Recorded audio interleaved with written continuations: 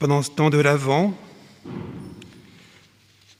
nous sommes préparés à célébrer ce grand mystère de la Nativité à travers toute l'attente du peuple d'Israël. Nous avons beaucoup écouté les prophètes, les grands prophètes de l'Ancien Testament, et c'est encore le cas d'ailleurs aujourd'hui avec le prophète Michée qui nous annonce le lieu de cette naissance, qui n'est pas la capitale, Jérusalem, mais le plus petit des chefs-lieux de Judée, Bethléem, ce qui nous manifeste l'humilité du Seigneur. Les deuxième et troisième dimanches de l'Avent, nous nous sommes mis à l'écoute de Jean le Baptiste, qui demandait de la part du Seigneur à son peuple de se convertir, vraiment de se convertir pour se préparer à accueillir le Messie. Et alors, avec ce quatrième dimanche de l'Avent, nous remontons le temps de 30 années par rapport à la prédication de Jean-Baptiste. Et comme je vous le disais, c'est auprès de la Vierge Marie que nous nous préparons vraiment ultimement. Plus précisément aujourd'hui, ce mystère de la visitation, scène qui suit tout de suite l'annonce de l'ange, l'Annonciation. L'Annonciation qui, nous le savons, est la scène centrale de l'histoire du salut, où l'ange Gabriel annonce à Marie que c'est elle qui est choisie pour devenir la mère du Messie. Et Marie dit ce fiat à ce mystère inouï, absolument inouï, de l'incarnation du Verbe de Dieu en elle. Elle dit oui au choix de Dieu sur elle, pour une mission unique, celle d'être la mère du Sauveur. Et vous le savez aussi, l'ange lui avait annoncé une autre immense joie, c'est qu'Élisabeth, sa cousine, avait elle aussi conçu un fils dans sa vieillesse, alors qu'on l'appelait la femme stérile, alors qu'elle avait honte devant les hommes de sa situation. Deux joies extraordinaires qui sont annoncées à Marie.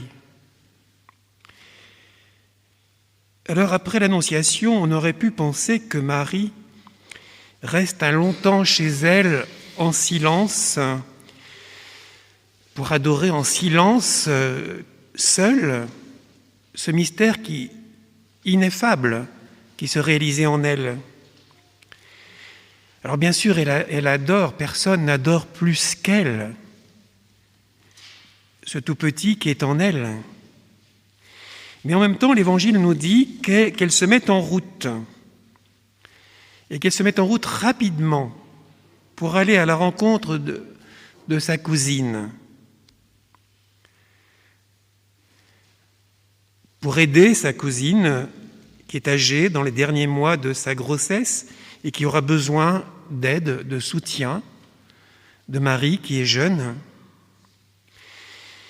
Plus encore, sans doute, Marie se rend auprès d'Élisabeth pour se réjouir avec elle, pour partager sa grande joie.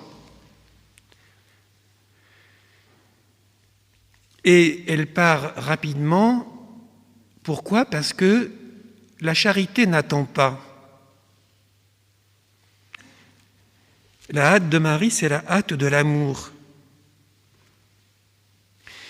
Et elle salue sa cousine, et vous l'avez entendu, au moment même de la salutation, l'enfant, le petit Jean, de 6 mois, dans le sein de sa mère, se met à tressaillir d'allégresse. Eh bien, c'est le tout petit Jésus, le Fils de Dieu, qui est dans les entrailles de Marie, qui a été conçu il y a quelques jours seulement, le temps, j'allais dire, du voyage entre Nazareth et Aïn Karem. Il a été conçu il y a quelques jours seulement, et pourtant il fait tressaillir le petit Jean dans le sein de sa mère. Et à ce moment-là, Élisabeth est remplie d'Esprit Saint Pourquoi ? Parce qu'à ce moment-là, elle a la certitude absolue, une révélation, qu'elle a devant elle la mère de son Seigneur. Élisabeth connaît très bien Marie, elles sont cousines. Elle connaît la pureté de son cœur, la beauté extraordinaire de son âme. Élisabeth la connaît. Elle sait aussi l'attente extraordinaire qu'il y a dans le cœur de Marie de la venue du Messie. Marie priait pour que le Messie vienne. Ce Messie qui était depuis si longtemps promis à Israël. Et quant à elle, Élisabeth, elle devait être extrêmement attentive à la vie de son enfant dans son sein. Elle le chérissait d'une manière toute particulière, cet enfant, puisqu'il lui avait été donné par Dieu. Alors, quand ce petit se met à bondir de joie dans son sein, dans ses entrailles, au moment même de la salutation de Marie, alors elle a la révélation instantanée que Marie porte en elle le Messie annoncé, le Seigneur. Et elle le proclame d'une voix forte.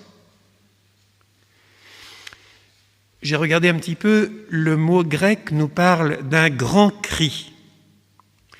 Tu es bénie entre toutes les femmes, et le fruit de tes entrailles est béni. Comment ai-je ce bonheur que la mère de mon Seigneur vienne jusqu'à moi ? Le mot grec dit, elle proclame cela dans un grand cri. Elle acclame Marie, et elle acclame Jésus, le fruit de ses entrailles. Alors on pense, vous savez, dans la Bible, dans l'Ancien Testament, aux grandes acclamations de l'Arche d'Alliance. Dans l'Ancienne Alliance, on acclame l'Arche au son du cor, des trompettes, des cymbales, des harpes et des cithars. Mais ici, celle que Élisabeth acclame, c'est celle qui est la nouvelle Arche d'Alliance, Marie. Et elle acclame surtout l'enfant qu'elle porte en elle, le Christ, le Seigneur.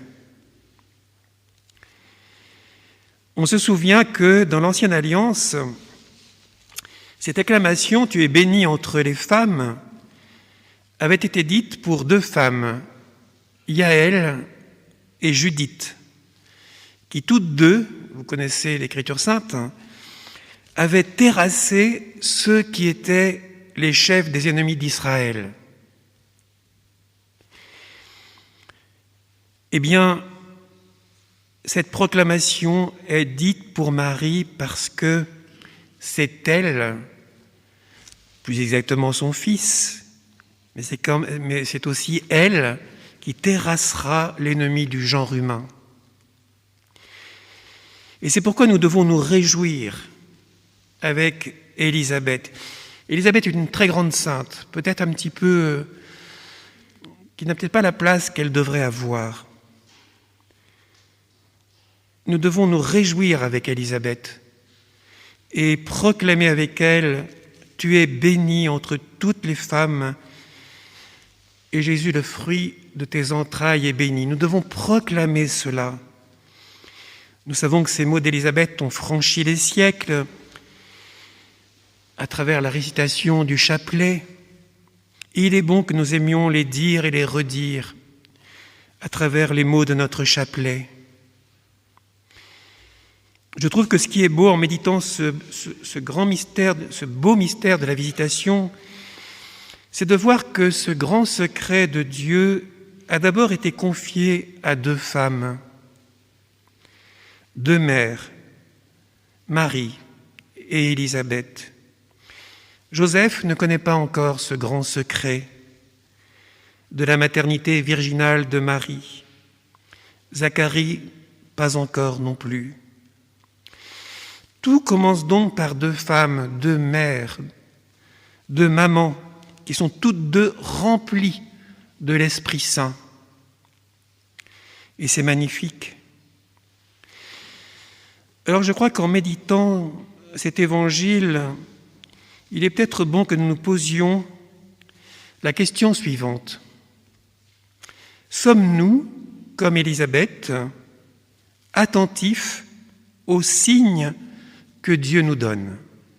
Sommes-nous attentifs aux signes que Dieu nous donne?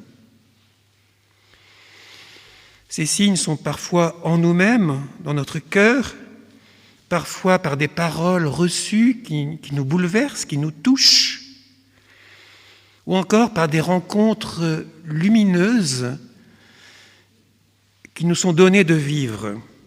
Sommes-nous attentifs à tous ces signes? C'est une question, certainement que le Seigneur nous pose. Cet évangile est un enseignement. C'est l'amour très fort qu'il y a dans le cœur de ces deux femmes, qui a fécondé cet événement qu'on pourrait dire simple de la visitation, mais en même temps grandiose. Événement où l'Esprit Saint donne toute sa mesure, et je dirais même sa démesure. Eh bien, que cet évangile, frères et sœurs, nous soit une très belle préparation au grand mystère de la Nativité.